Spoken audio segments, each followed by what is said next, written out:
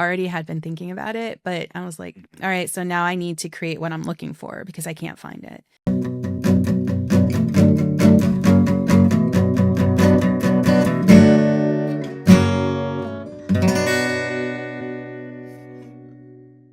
Welcome back to the ARKAST podcast. I'm Ty King with the Arkansas Podcast Collaborative, who produces this podcast where we get to talk to all kinds of creators across the country who are incredibly talented. But I especially like when we get to talk to people that are from this same region that we're serving right here, right? Those nearby creators that we didn't know.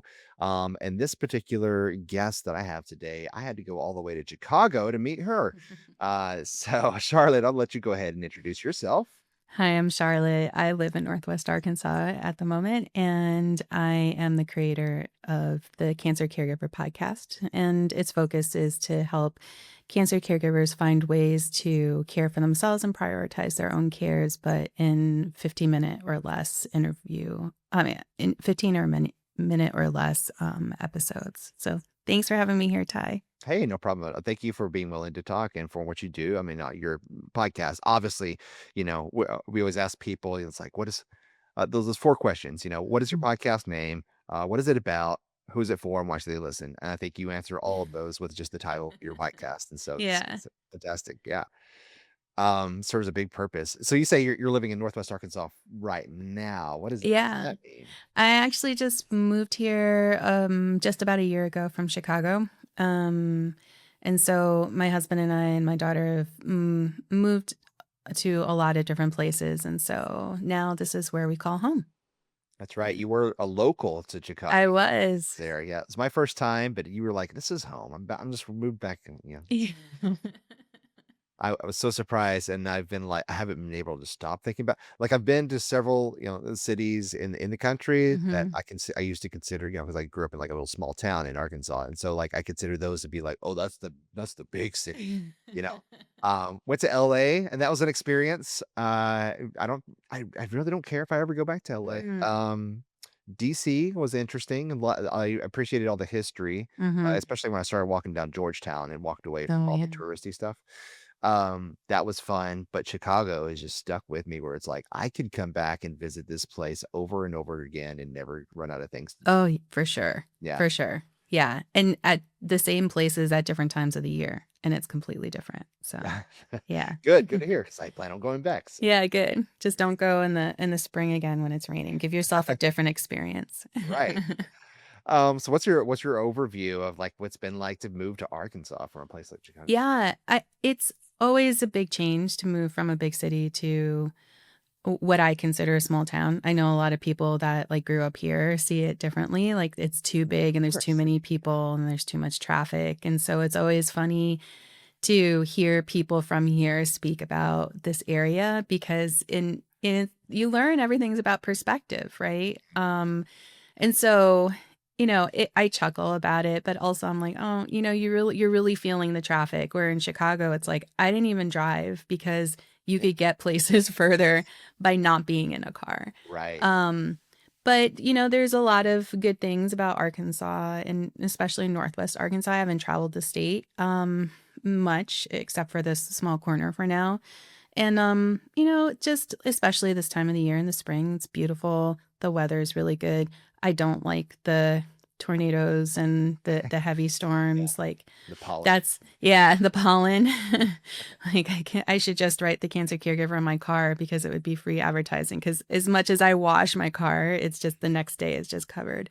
And so, sure. People are nice. And I get like this area is a different vibe than the rest of the state. So it's just really interesting coming in from somewhere else to a place and just like see how everyone's like living and framing who I am based on where I've been and where I am now. And you always kind of bring with you parts of where you've been and who you were then. But every time you move or you do something new like this, you have the opportunity to become a different person if you want to. So it's really cool. Yeah, absolutely. You sort of you kind of blend in. When in Rome type of thing, but then Yeah. Rome becomes part of you. Yep. Yeah. Exactly. So let's talk about your show. So the Cancer Caregiver. what is your show about? Let's start there. So what is the Hmm. show about? Yeah, the show is for specifically caregivers of people who have cancer. And so it actually is a rebrand of a show that I had called Love Your Caregiving Life. Hmm. So I, in total, have been podcasting actually with the same RSS feed for the past 5 years. Wow. Um, and what happened was cancer became, my husband has cancer. I'm his cancer caregiver. And so at the very start with the original show, I wanted to just say the things that I needed to hear that I wasn't hearing about my experience, validating the things that I was feeling, helping people understand there are ways to learn how to prioritize yourself and the importance of being able to do that. Um, so when cancer got a little difficult last year, I was looking for something to listen to for myself. As a podcaster, sometimes we, you know, the way we pick what we listen to is a different kind of thought process. And so all of a sudden I wanted to listen to something that really spoke to what I was going through. And I was creating a podcast at that moment where it was for everybody, caregivers for people who have Alzheimer's or dementia or people who are disabled. And I realized that I was having trouble writing for my show. And I couldn't find something to listen to because a lot of the caregiver podcasts are specifically for different groups of people who need care, but not mine. So I was like, all right, well, I guess I know. I kind of already had been thinking about it, but I was like, Mhm. all right, so now I need to create what I'm looking for because I can't find it. So that's when the show started in September. It was a rebrand, and I just realized that being able to speak about my own experiences without worrying about alienating people who don't have a cancer experience, but they're still listening. Being able to like outright talk about caring for yourself and the importance of that, being able to be more myself and bringing in more of my yoga and meditation experience. Because I've been a yoga and meditation teacher for over 13 years, actually longer than I've been a caregiver. And so there were parts of me that I wasn't able to, I felt like I was censoring myself because I wanted to speak to everyone.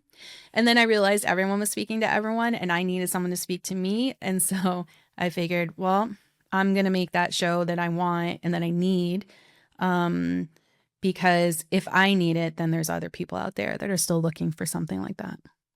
Yeah, for sure. Because it's kind of something that you're not really prepared for until it Mm, happens, right? And so right, if your spouse or someone that is, is, diagnosed all of a sudden, that's a right. surprise to everyone. And then suddenly you've never been prepared to be a caregiver before in this way. And so it's kind of a learning process. So it's natural that we was like, okay, what does everybody else talk, that's been through this process, because I'm not the only one. We know that.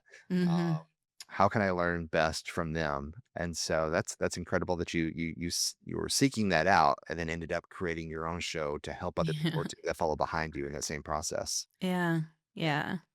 It's fun and there's lots of value for listening as a caregiver to caregiver experiences that don't mirror your own. But I feel like there are moments where we're looking for something that speaks directly to us. So I don't I just it validated what I already knew to be true. And I was trying to, when you have a show and it's going well and you're like, well, if I change things, then I have to one, work more, and change how I kind of approach creating and doing things. And so I just took it as a way to completely overhaul my episode structure, just everything going into it was completely different than when I started the show that I had started like 5 years ago. So it was a good experience. Yeah. Yeah, that's great. Have you found it sort of, I don't know, therapeutic for you to even just do the show yourself when you're recording these episodes? It's always from the very start, it was therapeutic. It's funny because I thought I'll test to see my first episode. How should I do it? Should I script it or should I just have like an outline? And I did the scripted one first and I recorded it. And I was like, all right, so now I have an idea. I'll just speak and see what happens. And within like the first 3 minutes, I was like spiraling into this like cry fest. I was like, all right, so that isn't gonna work. That isn't gonna work. And I also didn't realize that I was going to be processing in a different way. You know, when we sit with our thoughts, that's different. When we relive and think through our experiences, that's a different way we touch it. But actually writing it out and then saying the words and hearing them come from me, that wasn't a process that I had taken in going through all of that. And so realizing that that was going to be the way, it still is. It helps me process. It helps me understand what maybe I thought I had already come to terms with, but maybe hadn't. But I think for me, especially just the creative process of being able to speak from my heart, right? To be able to create a show that is deeply rooted in an experience of someone that is maybe going through the same thing a listener is going through, um, helps me put something out there that I have to be courageous enough to do, right? And then at the same time, have the ability to just make sure that I'm able to find purpose in why I'm doing an episode. No, for sure. And then like you're really giving back to people who are, seeking that same information you were at some point. Mm-hmm. Um, so your podcast is kind of what we call the podcast with a cause, right? So Yeah. you're not just to entertain or to just, have a conversation with someone. But you're teaching and learning, but also you're giving healing and a resource that people need that's not, just easily available to them anywhere else. Yeah. Um, I can go put the dog in a different spot. Can you hear that? okay. Do they want to talk? They can put them on the mic. Let me go. Is that all right? Can I Yeah, go it's run? fine. Yeah, we Okay. can pause Hold right on here. 1 second. Yeah, so it's incredible what you're doing, and definitely commend you because that's not an easy task to do. Whenever like this sort of podcast that we're hosting here, where like I'm talking a lot to you about just the craft of podcasting and what you're doing with your amazing work. This is kind of like my reprieve from the heavier podcasts that I Yeah. do about like recovery or things like that. Mm-hmm. So yeah, it's definitely it kind of takes a toll on you, but I mean, it's healing, like you said, but there Mm-hmm. is definitely something that takes it drains a lot of energy from you for putting Yeah. together something like this. Yeah. It's funny because, I talk to a lot of other podcasters and I'm in a group and I feel I didn't actually realize until I went to Podcast Movement that my process is a lot different because first of all, when people find out what my show is about, automatically everything drops and they're like, "Oh, you have like they're like They assume it's you. they assume they assume it's just a heavier show, right? If it were I talk about, a pop culture topic that's fun to listen to, I could see people's like faces shine up and then I'm like, "Yeah, I have the Cancer Caregiver podcast." And all of a sudden it's like, oh, okay. Like that's a kind of, but when I put like I check in on a group, I'm like, yeah, I wrote 3 episodes this week. Like for me, it's like it took so much of me to write those episodes because it's not just it's writing the episodes and doing the actual work, but then it's also having to take a break from that. So I can imagine if I were talking about something that was more entertaining for me and less processing, maybe I could write more, that like at a more volume in a week. But for me, like, I feel like there's a max, like I can write maybe 1 a day. And that's because, writing it even 15 minutes, it's what, like 5 pages, but it's having to go back and edit and having to go back and, sound it out. And so it's saying those words over and over and working those words through. And those words are my emotions or what I can imagine someone is going through. And so I'm like, okay, well, it's okay. Like there was one moment someone was like, yeah, I do all these episodes in 1 week. I'm like, how could you do that? And then a while later I was like, oh, it's because like it's an emotional process for me and for a lot of other people who have shows like this, where, part of it is fact-based, but all of it is rooted kind of in this emotional experience that we all have. So I've had to learn that. No, for sure. And like you're describing this process, that's a lot like, songwriting, basically. Mhm. I mean, you're writing the lyrics down, you're going back, you're making sure that it's phonetically pleasing and that Yeah. like it flows and that you're not tripping over your words. Right. It's the actual emotion and it expresses you through it. And so, yeah, there's something Yeah. very poetic about writing those types of podcasts and producing them. But just like I don't know, you connect with the host that way too. It's sort of a more intimate sort of a medium at that point whenever the host is able to convey that. So good on you. So you started you're still a one person team, but you started off as a one person team from the Mhm. beginning. You've been hosting, you said what, for 5 years now? 5 years. Wow. Yeah. What are some of those big lessons that you've learned in podcasting along the way? Um, don't wait for it to be perfect. I mean, when I started the original show, I just had something that I needed to say, and this was the easiest way for me to do it. Like short form video wasn't that big of a thing at that time. Um, and I also knew, I've worked a lot as a yoga and meditation teacher. And at the time when I was starting the show, I was doing a lot of leading a lot of meditations in this really cool salt room, and it was like perfect setting. But I know I had been getting a lot of people just coming up and telling me how much they loved my voice. And so when I was trying to figure out how to support caregivers in a way that kind of meets them, and use my strengths, that's when I thought audio would be the best way to start. And so I didn't I see people now trying to start new shows and they want everything to be perfect. They want the description and the title and the cover art. And I just had topics and I had a microphone and a computer, and I was like, all right, well, I'm just going to say words into GarageBand and see how I can figure out how to like get it all together and put it out there. And so for me, when I find myself getting stuck in the very specific work and trying to get it like perfect, I'm like, but that can be changed, right? And so for me, it's being okay with just getting it out after I've worked on it for a little bit, knowing that I'm not stuck with it. And I think that's like the most important thing, because I'm like everybody else. I have an offshoot coming out with just meditations that are tied to the show that I have now. And I'm like, all right, like how much do I want to work on this art? Like if it's good enough for right now. Also, if it's good for regular people, because as podcasters, we look at everything like with a magnifying lens. Right. Then it's fine. And then I can make it better. So it's trying not to overthink things. And also for me, especially, it's knowing that being vulnerable is okay.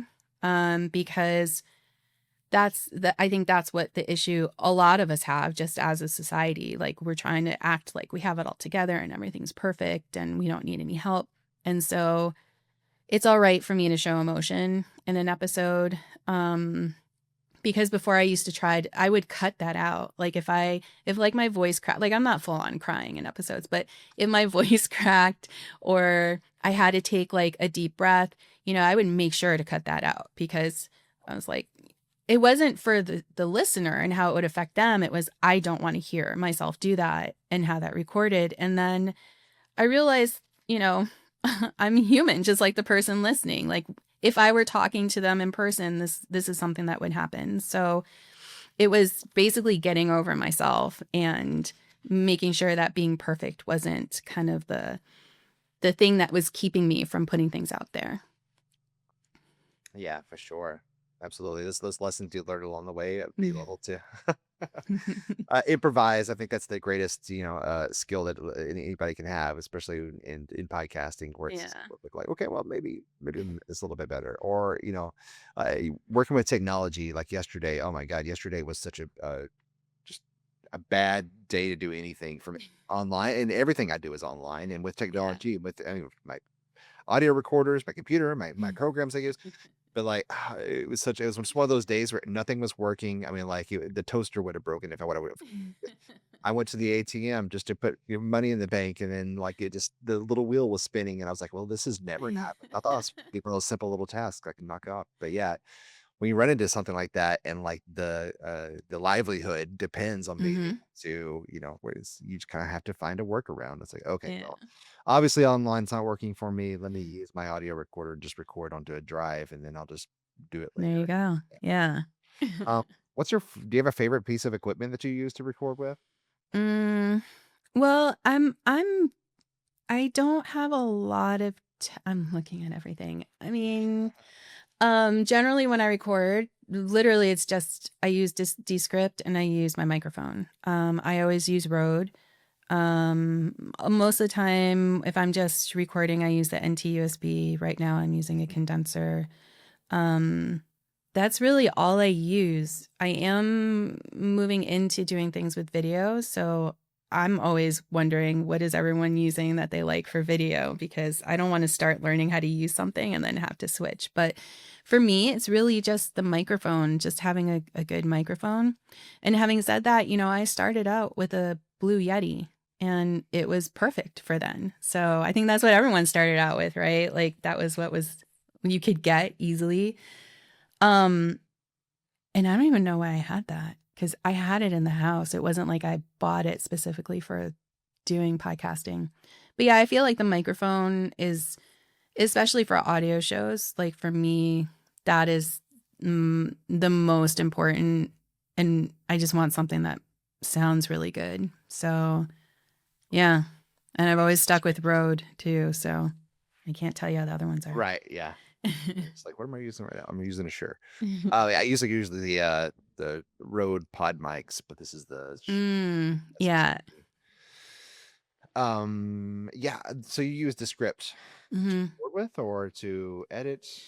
I actually, everything now. I used to record in GarageBand because that's what I had started out knowing how to use. And I felt like, I knew how to I knew how to edit the audio there. But then Descript got a lot better at, their studio sound. And so it was easier for me then to, at first, the raw was still being done in GarageBand and I would bring it into Descript. And then I finally, like someone that I know just always used Descript, and I was telling them my workflow, and they're like, that's ridiculous. Like, why just record into Descript? And I was like, well, I don't know. I don't trust it. What if it doesn't, like then, because you have to learn something new all over again. Now I wouldn't do anything else. I would always use Descript simply because when I was editing before Descript was a thing in GarageBand, I would have to listen and then pause and then find you learn how to read audio waves by doing that. Like, so now when I see something in Descript, I'm like, oh no, I see that word, which I don't think a lot of people can do if they started out using Descript and they weren't like manually doing it. But I was going through and cutting everything and trying to like bring it back in. And it was a lot of work. And so once I started using Descript, I was like, okay, like I could do this. And so that goes a lot faster for sure.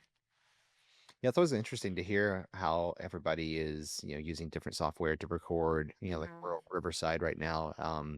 It's convenient.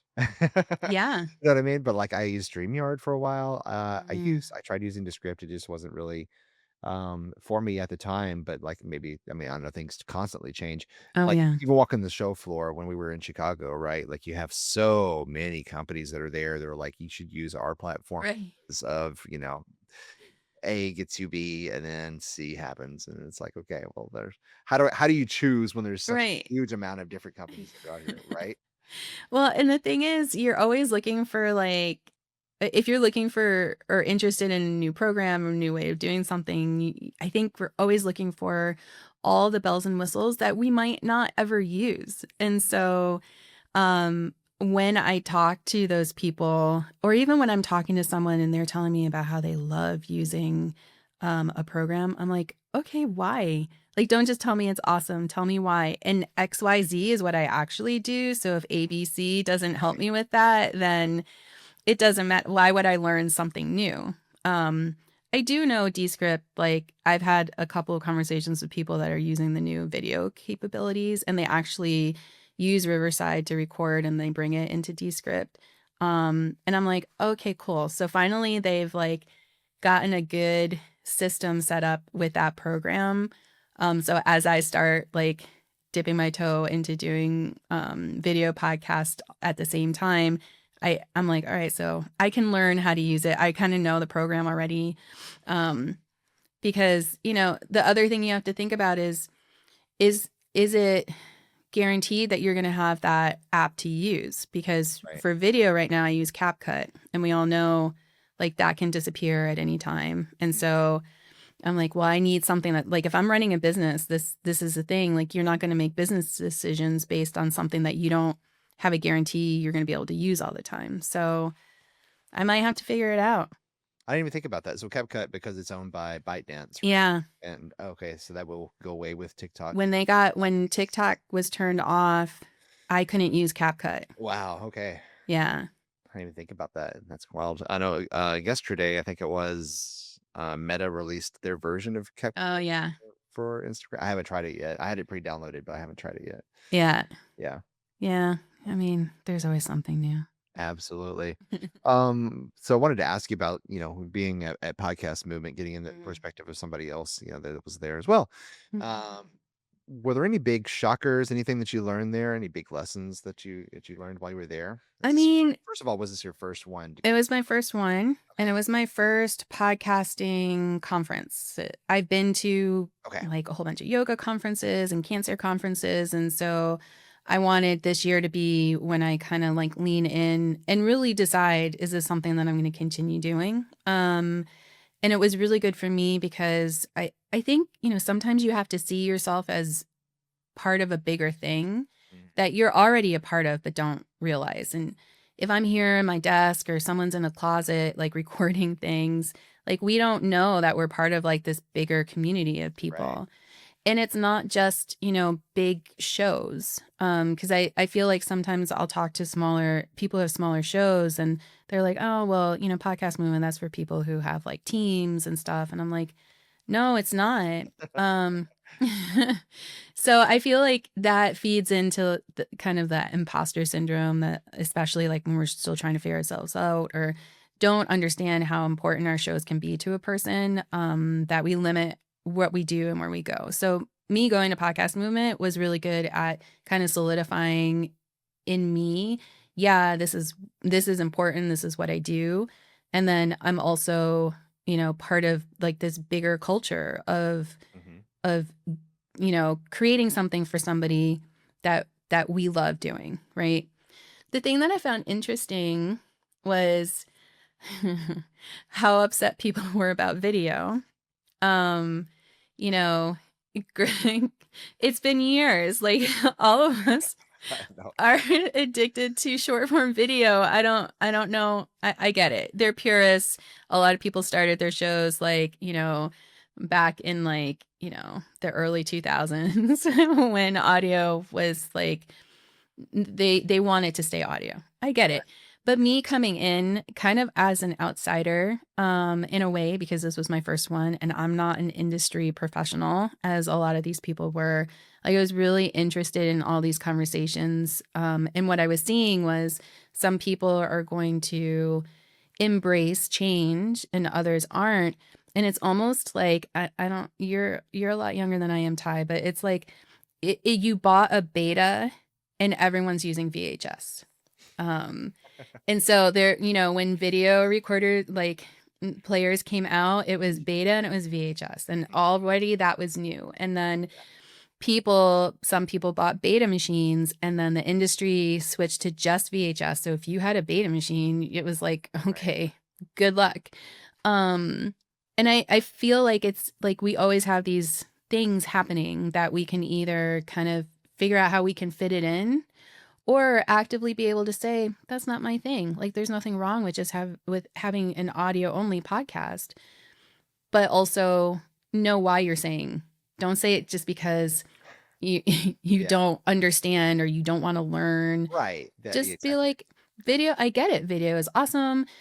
Like, I'm not interested in video. I know why I'm saying no. I'm happy with my audio, but don't use it as a way to like complain about how things aren't fair. Right. Right. Um, I feel like would have been more, I wish there would have been more opportunities for people that don't have their shows with agencies or networks to Right. be able to have conversations with those people, right? That would have been cool. But otherwise, like, I learned a lot about like Dave's um session about learning how to read all of the information that you get, that Apple Podcast and Spotify, like, they give us all information about our episodes. Our hosts give us different information, and that basically you have to like bring it all together into like this big meal so you can understand Yeah. what you need to. And he's like, it's all there. It's free. You just have to do the work to put it all together. And so things like that where I didn't like, I know they're all in different places, but the bringing it all together to kind of like find like the main theme for your show was something that I I probably knew but didn't realize how important it was. Right. So yeah, it was good to see people that I like get their newsletters like in real life, because so much of what we do is virtual or through email, and we feel like we're connected to these people, but there's something more powerful about just being in the same space as someone in real life.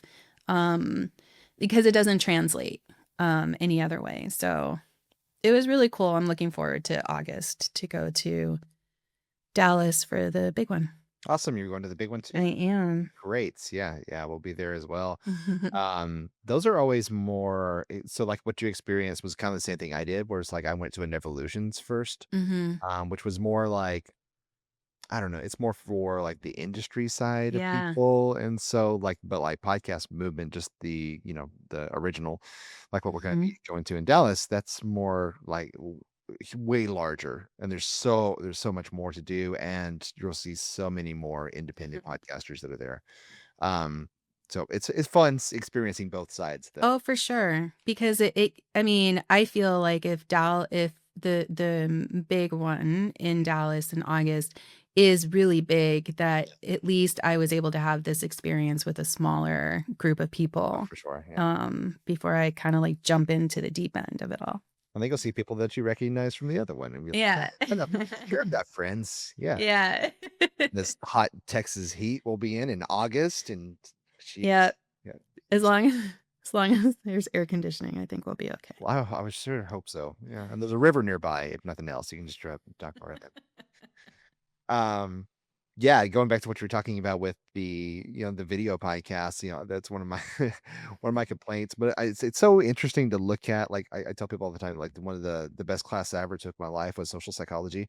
It kind of teaches you like why do people make the decisions that they do, why do Mhm. they feel the way they do, and it's like also you learn about yourself. And so like just taking an objective step back and looking at there are like Facebook groups, or podcasters on Facebook, Mhm. right? So there's hundreds of podcasters in there, but like almost every other post is about, okay, can we decide what we call video podcast? They're not really podcasts, they're video, they're YouTube. It's Yes. like every other post is like that. And I'm like, oh, I'm so sick of this argument. But at the Yes. same time, like I do understand that's like, I don't know. My theory is that like human beings, we like to feel comfortable, right? So once we Mhm. get to know one thing and we establish ourselves in that, there's like two different types of people. One is the one that wants to constantly grow and test our beliefs Yeah. and willing to make ourselves uncomfortable. And then there are those who are like, no, no, no, no, no. I'm the best that there is at this because I've Mhm. dedicated so many years to this and I'm not moving off of this mountain. I don't care if the Right. whole world moves without me. I'm dying right here. Right. Like, if I would have heard Ira Glass say, "And I am not doing video because I'm Right. Ira Glass," I'd be like, "Yeah, you are Ira." Like, Right. I wouldn't like stay with what like, who's gonna tell you to do otherwise? Right. But there were so many people, especially on stage, trying to define what podcasting was, and I was like, I didn't know. I didn't know who I was. Like I'm a podcaster. I'm at Like identity crisis now. how, right. Like, wait, you guys don't know?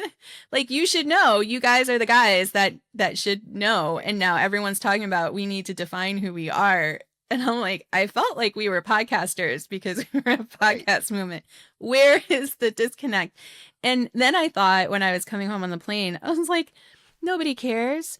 Our listeners don't like, they find us how they want to find us. If I have the one episode that's both video and audio, and one is on YouTube and one is like on Apple Podcasts, they are going to listen to me because they find value in what I give and in a way that they find entertaining to consume that content, right? Mhm.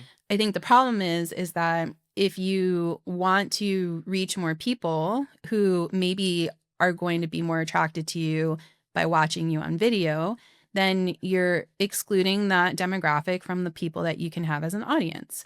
And you just have to go in knowing that, but not feeling like I would be judged if I would have a video or a video only podcast and not be called a podcaster. I'm like, oh, hold on.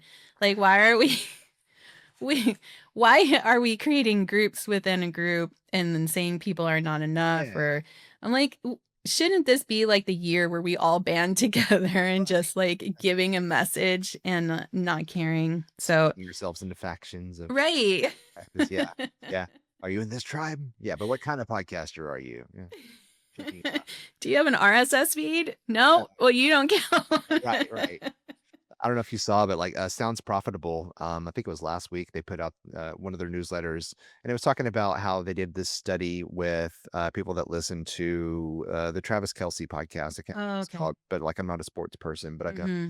lots of people listen to that. Like they had, I think it was between 4 and 7 million listeners, Nice. for that. I mean, like it's huge for the Kelsey brothers, but they did a poll for all the people that are listening and consuming it, and it was almost completely split, where 33% of people were listening audio only, 33% were video only, and like Hmm. 33% were a mix of both. And Hmm. so like whether you're putting your show out there, man, it's video or audio, your audience is going to find you, and it's Yeah. also going to depend on like what time are they consuming, because that was another thing that they found I thought was interesting, was that like the audio listeners were mostly people that were listening on their commute to work, or Hmm. when they were doing some sort of task like laundry or whatever, and the video watchers were like on their lunchtime, on the lunch break, and they were watching, or they were just watching at home. And then the ones that were like a mix of both, or just people that sort of intravenously dip in and out throughout the day. Yeah.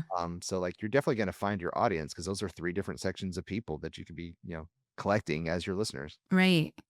And I feel like in the past 5 years, we've become more disconnected from each other. Hmm. And there's something to be said about how you want to create a community with your audience. And if they can see you, um, that gives you a way to connect with them a little bit deeper than it just being audio. Hmm. Especially if, you know, live events are difficult to do. I mean, they cost a lot of money sometimes. Maybe you have to travel. Um, you know, so it's free to be on YouTube. Like it's hard for me to every time I'm like, but all right, but in like social media is free.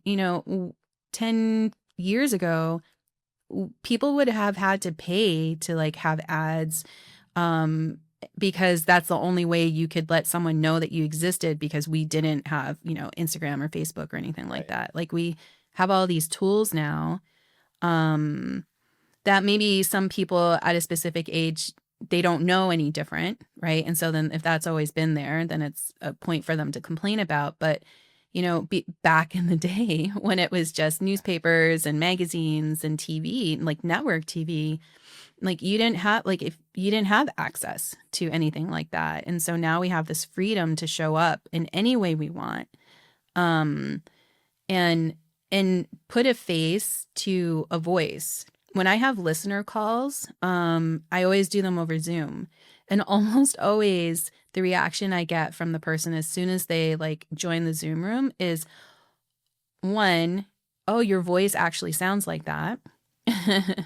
And two, I really love being able to see your face because now I can picture you as I'm listening to you later. Hmm. And I feel like that's a powerful thing to be able to do for somebody. And they can feel more connected, which not only, furthers our reason for creating a show, but also fosters more of a sense of community with the people that listen to us. So I think just some of us don't like the way, like, we don't like to show up on video. Like, I get it. Like, I have days where it's kind of like, oh, okay, is this what we're doing right now? Um, but I leave the house like that. Like, people actually see me like in real life. And I don't think that they're like critiquing how I look. And if they are, well, then they need something better to do. So I feel like it's like you have to give yourself a pep talk sometimes before you do these things when you're showing up in a way you're not used to. But keeping in mind that, the more we can show up for each other as a person, can it's something that we all need and a lot of us are craving. There's a lot of loneliness, even though we're so, connected. The connection isn't always sincere or real. And so giving them the opportunity to see you as a person, I think really helps. Yeah, there's definitely a deep, vulnerability to it. But, I think my experience with podcasts and podcasters is like the majority of us are really, open to supporting each other and Hmm. especially the independence, and open to sharing what they learned along the way. And like you shared so many things here today that's gonna help somebody out there that's listening that's like, how do I start my podcast? Yeah, you Make sure just she do has a it. story. Yeah. And if like, what?